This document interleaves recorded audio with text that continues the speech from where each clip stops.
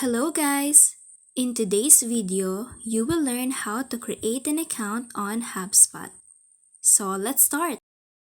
First, go to Google and then search for hubspot.com. Now select Get Started for free.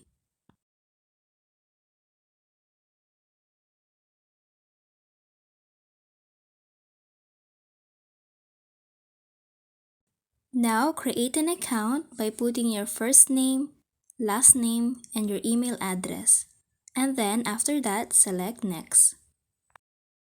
And then there's a question about what industry are you in. Just type your industry.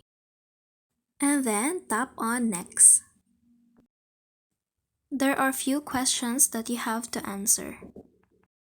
Just answer all of those questions. And that's it. Thank you for watching. Don't forget to like and subscribe.